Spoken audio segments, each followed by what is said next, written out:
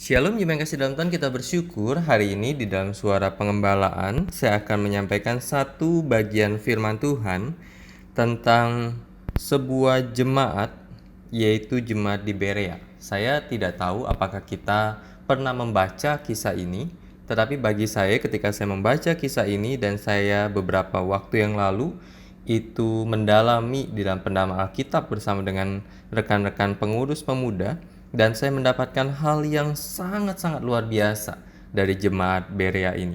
Karena itu, sebelum kita merenungkan firman Tuhan, mari saya mengajak kita untuk terlebih dahulu berdoa kepada Tuhan. Tuhan Yesus, kami bersyukur kepadamu untuk saat ini. Kami bersyukur kami boleh terus belajar kebenaran firman, dan biarlah ketika kami belajar kebenaran firman, kami terus bertumbuh di dalam pengenalan akan Tuhan. Terima kasih Tuhan, di dalam nama Tuhan Yesus kami berdoa dan bersyukur.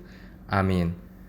Terima kasih dalam Tuhan, saya akan membaca dari Kisah Para Rasul pasal yang ke-17, ayat yang ke-10 sampai dengan ayat yang ke-14.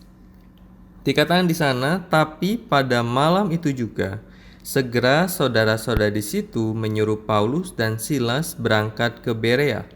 Setibanya di situ, pergilah mereka ke rumah ibadat orang Yahudi. Orang-orang Yahudi di kota itu lebih baik hatinya daripada orang-orang Yahudi di Tesalonika, karena mereka menerima firman itu dengan segala kerelaan hati, dan setiap hari mereka menyelidiki kitab suci untuk mengetahui apakah semuanya itu benar demikian. Banyak di antara mereka yang menjadi percaya, juga tidak sedikit di antara perempuan-perempuan terkemuka dan laki-laki Yunani. Tetapi ketika orang-orang Yahudi dari Tesalonika tahu bahwa juga di Berea telah diberitakan firman Allah oleh Paulus, datang jugalah mereka ke sana menghasut dan menggelisahkan hati orang banyak. Tetapi saudara-saudara menyuruh Paulus segera berangkat menuju ke pantai laut. Tetapi Silas dan Timotius masih tinggal di Berea. Jemaat kasih dalam Tuhan, di dalam bagian ini sesungguhnya ini adalah rangkaian perjalanan Paulus. Perjalanan memberitakan Injil Tuhan yang dilakukan oleh Paulus dan Silas. Jadi kalau kita baca di dalam pasal yang ke-17 ayat yang pertama sampai dengan ayat yang ke-9, ketika Paulus dan Silas berada di Tesalonika, tetapi kemudian mereka oleh orang-orang Yahudi di Tesalonika, maka mereka ditolak. Bahkan Alkitab berkata bahwa orang-orang Yahudi di Tesalonika itu iri hati, dan kemudian dengan dibantu penjahat dari antara petualang-petualang di pasar, preman-preman pasar seperti itu, mereka mengadakan keributan dan mengacau kota itu. Mereka menyerbu rumah Yason dengan maksud untuk menghadapkan Paulus dan Silas kepada sidang rakyat.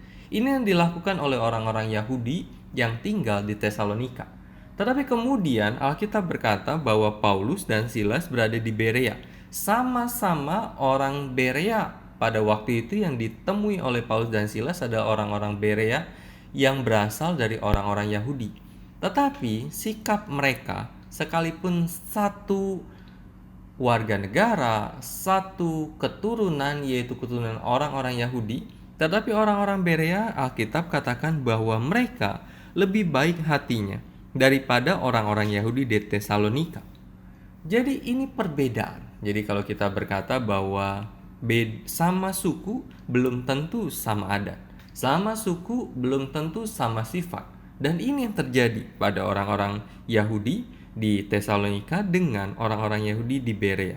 Lalu apa yang dilakukan oleh orang-orang Yahudi di Berea? Dikatakan di sana bahwa mereka itu menerima firman itu dengan segala kerelaan hati. Jadi luar biasa. Mereka mendengar apa yang disampaikan oleh Paulus dan Silas, dan mereka menerima itu dengan kerelaan hati, siap membuka tangan mereka, siap untuk menerima apa yang disampaikan, untuk bukan hanya sekedar siap, tetapi dikatakan setiap hari mereka menyelidiki kitab suci untuk mengetahui, untuk tahu kebenaran itu, untuk mengenal kebenaran itu. Apakah semuanya itu benar demikian? Jadi itu yang mereka lakukan. Orang-orang Yahudi di Berea begitu haus kebenaran, dan ketika ada orang menyampaikan kebenaran firman Tuhan, mereka begitu haus untuk mendalami, untuk mempelajari, untuk mengetahui kebenarannya, dan mereka tidak sungkan-sungkan kalau mereka bingung, kalau mereka bertanya-tanya, mereka bertanya kepada Paulus dan Silas yang menyampaikan. Ketika saya melihat bagian ini, kehausan orang-orang Yahudi di Berea, maka saya berkata pada Tuhan, Tuhan luar biasa akan orang-orang Yahudi di Berea ini. Mereka begitu cinta akan firman Tuhan. Mereka begitu haus akan kebenaran firman Tuhan. Dan mereka rindu untuk dipuaskan oleh Tuhan di dalam firman.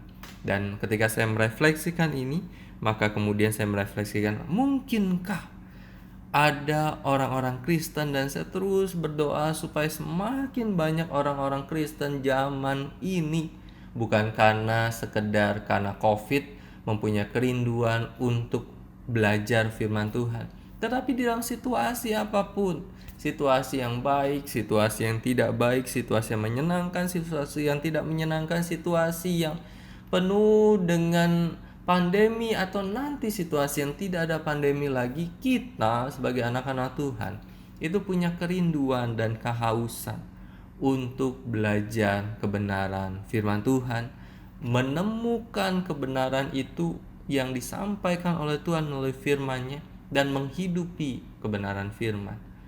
Inilah kerinduan saya.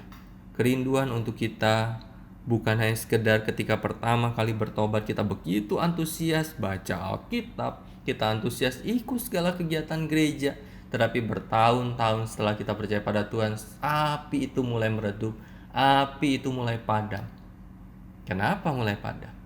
Karena kerinduan kita mulai hilang.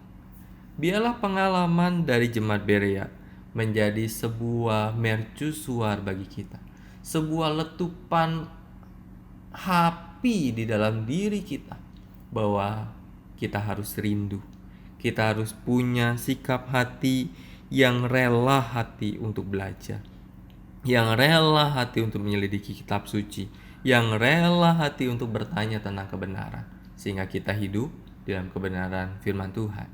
Biarlah ini dapat menjadi hal yang baik untuk setiap kita melalui suara pengembalaan hari ini. Mari kita berdoa.